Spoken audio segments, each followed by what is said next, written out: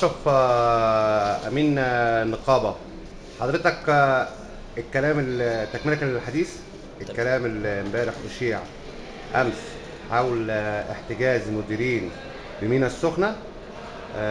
صدر الكلام ده عن في الفيسبوك عن طريق أحد العاملين بميناء دبي.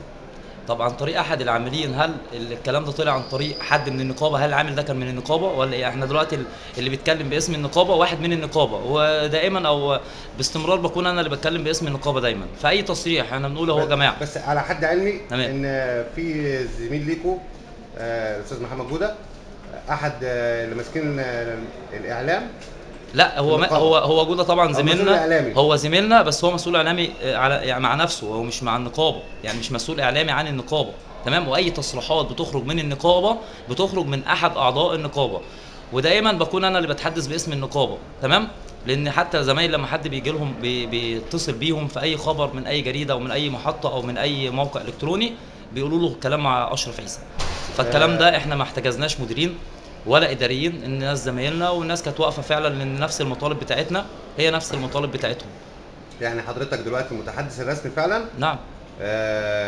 لنقابه نقابه العاملين بميناء العين السخنه. بميناء عين السخنه دبي. نعم. سؤال، رأي حضرتك في تناول محافظ السويس لمشكلة عمال المينا؟ تمام. هو بصراحه سياده المحافظ محمد عبد المنعم هاشم معودنا من بدري، يعني من ساعه ما جه مسك المحافظه، ان هو دايما واقف مع العمال، واقف مع الناس اللي هي الغلابه. تمام. والراجل كان متبني القضيه بتاعتنا من زمان، من ساعه بدايه من شهر 5 2011 وبعد كده شهر 9 2011 كان معانا وكان في حل النزاع، وجي معانا المينا في مره وفتح المينا بعد ما كانت اتقفلت في شهر 9 2011. تمام. والنهارده برضو رجع تاني واصل المسيره بتاعته. تمام. ان هو في حل النزاعات، وده احنا طبعا بنشكر سياده المحافظ شكر كبير جدا باسم العاملين بميناء العين السخنه وباسم العاملين بميناء محافظ السويس. تمام. على مجهوده الكبير جدا معانا. ده كلام مسؤول نقابه. نعم، نقابه العاملين بميناء السخنه. نعم. والاستاذ ابراهيم برضو احد اعضاء اللجنه في النقابه. راي حضرتك في الكلام اللي بيتقال دلوقتي ايه؟ كلام كله مظبوط. احنا طبعا دلوقتي اشرف المتحدث الرسمي باسم النقابه باسم العاملين، فاي تصريح من اي جورنال من اي جريده لازم يطلع عن طريق اشرف، يطلع عن طريق حد نقابي. اما بخصوص جزء بتاع سياده المحافظ، انا بامانه الله يعني وقفته، اتمنى كل المحافظين اللي في مصر يقفوا زي وقفه سياده اللواء عبد المنعم هاشم في وقفته. بامانه احنا بنفتخر ان هو محافظ السويس. احنا مواقف كتيره جدا شفناه اعلاميا بيتكلم على قنوات في اخبار، بيتكلم كويس جدا، بيتناول المساله يعني ايه، لان العامل مظلوم عامه، العامل مظلوم. المستثمر طبعا كل الفتره اللي فاتت دي كلها قانون العمل كان خادم المستثمر مش خادم العامل. النهارده اللي بيعمله سياده اللواء محمد عبد المنعم هاشم دوت بصراحه يعني ايه، قانون العمل يتدرس. شكرا. ماشي. استاذ اشرف، رئيس نقابه العاملين بميناء دبي، امين عام. الامين عام بتاع النقابه. الرئيس ما يزعلش مني بس. الامين العام، ايه اللي حصل معاكم النهارده؟ والله كان سياده المحافظ تبنى الموضوع بتاعنا، ما فيش مشكله الحمد لله.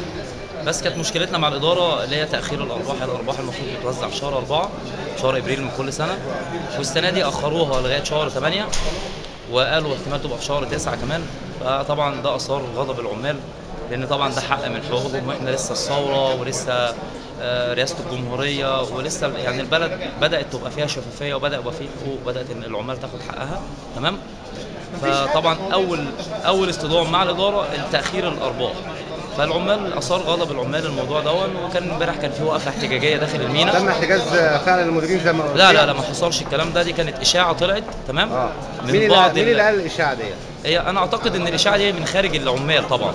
لان مفيش عامل طبعا هيقول على نفسه ان هو احتجز المديرين بتوعه او احتجز زمايله او الكلام ده. يعني مش طالع من حد من العمال او النقابه؟ اكيد لا، مش من النقابه طبعا.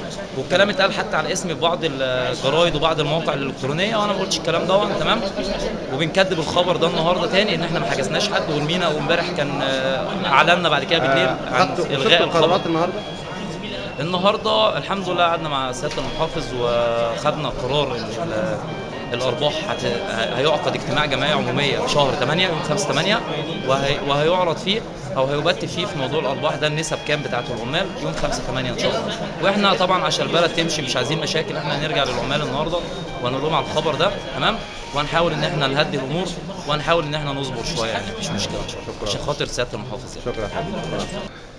بخصوص بس السؤال اللي اتسال باستاذ سياده اللي هو بس عبد المنعم هاشم ان هو في وسط مع صف المستثمر، الكلام ده كله خطا يعني. الراجل يعني تعالوا مشكله منت السخنه كل يعني العالم كله زعل عنها. مشكله منت السخنه انا بالنسبه لي ركيزه من ضمن الركائز اللي حلت مشكله منت السخنه كان سياده اللي هو محمد عبد المنعم هاشم. شكرا.